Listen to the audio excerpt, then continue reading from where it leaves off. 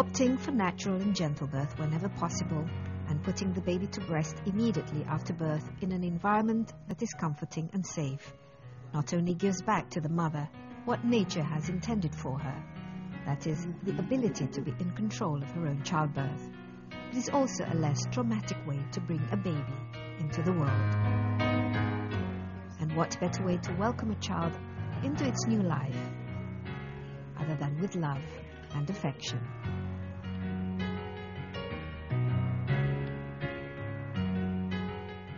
Where do you get your funding, and how easy or difficult or challenging it is to get the funding, and especially when you want to expand, when you want to sort of train more midwives to, you know, carry on the works elsewhere in Indonesia? Yes.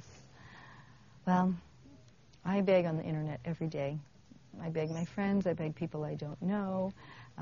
We have walk-in donors here in Bali, fortunately, so they always leave a little bit of money in the donation box, and of course some of that money has to go to Aceh, so operational funds are difficult. In the world economy, it's amazing how many caring people still find a way to give, not just foreigners but Indonesians as well, to find a way to contribute something to this grassroots organization. It's amazing. In New Year's, we're going to have a benefit concert with Michael Franti, who's, you know, he's a musician that is really socially minded. Opi Andaresta, who's a wonderful mother as well as a rock star. She had her baby here because she wanted natural childbirth, and she didn't want, because she was famous, to be railroaded into a cesarean. And she wanted to breastfeed and to be a role model for the young people, that breastfeeding is really better for your baby. So she sings songs about breastfeeding, for example, and that's important to, you know, gain the awareness and to. I think education through entertainment really will take it viral. My son-in-law is Navicula. He's a rock star, and he's from a very small village up in Pupuan, really a remote village in Bali, and yet he's able to reach hundreds of thousands of young people with the message of, for example, protect your environment. Be peaceful in your day-to-day life. And he gets these giant audiences listening to grunge rock music, and he says, how many of you want to be mothers and fathers? And they all say, yes. And then he says, okay, promise me you'll breastfeed your baby. And 100,000 young people cheering, saying, yes, I will. Yeah, sometimes we got funny questions from people who listen our music or from our fans. Like, why a rock band support issue that related to pregnant woman, you know, like breastfeeding, you know. We see it like a big issue. It's like a central issue. We do support that, like a gentle birth is the first step. It's a gate how human being come to this world. Do you see more and more people, more and more women and men, you know, wanting to have this kind of alternative? Absolutely, especially when they're role models, when they're rock stars or saying there's a better way, there's a gentler way.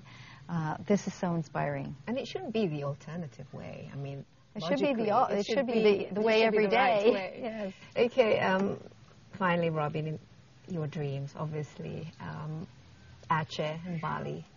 What else? I mean, well, you know, we have a huge need in Flores. High maternal mortality rate, Sumbawa. My mother's Filipino, her country, huge need for the same projects.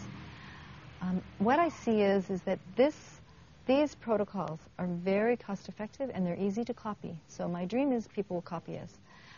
A woman emailed me and said she'd seen my daughter's film, Guerrilla Midwife. And she said, can you ask your daughter for permission? I want to screen this film to raise money to make the same kind of small community-based healthcare and childbirth clinic in Laos. She was American, married to a Laotian man. And my daughter said, of course, and sent her copies of the film, and she had screenings, and she raised money, and she opened her clinic in Laos. Again, we don't just help people from Bali, we help people from all islands. The displaced people have a particularly hard time finding the kind of healthcare they need. Robin, since your sister passed away a long time ago, giving birth, until now, your journey here, has it been healing as well for you? I feel so blessed. I feel so blessed. I still cry about my sister. I cry about her baby sometimes because I know her baby never got to taste this beautiful planet we live on, never got to experience it. I know somehow that her baby's soul is fine, but I have such a supportive family. I mean, I have children who will do anything. They lay out these books for free. They make the art. This is my son's drawing. My husband is recording a song now because there's so many requests since he was seen singing on television a song that he wrote for me. So this song will be given away to young people who want this song. I just have this amazing family. I have a team. We call ourselves the Dream Team.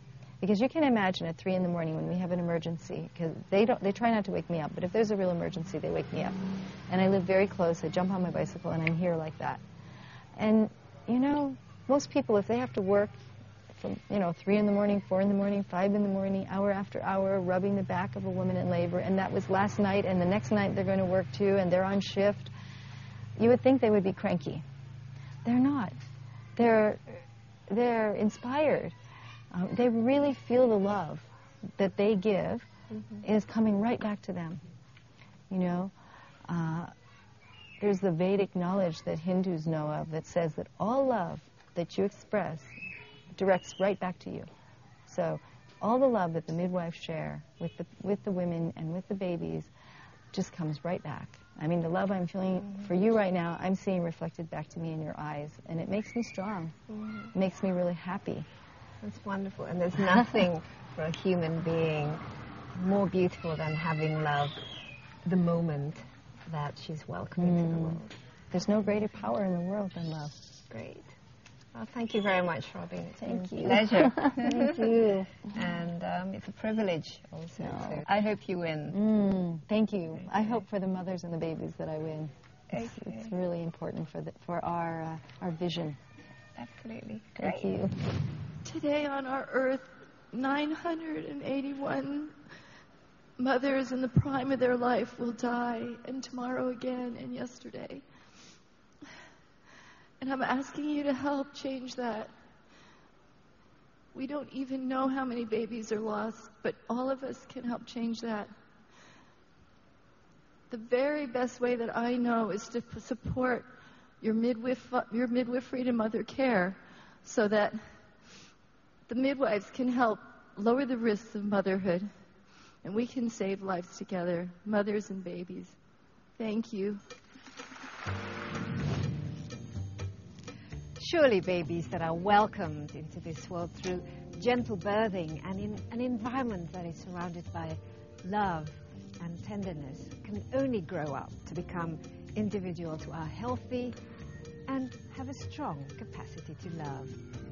And that's all for this episode. Don't forget to join me next month where we meet another person who makes a difference to our lives here on Face to Face with Daisy Anwar, bringing you the world.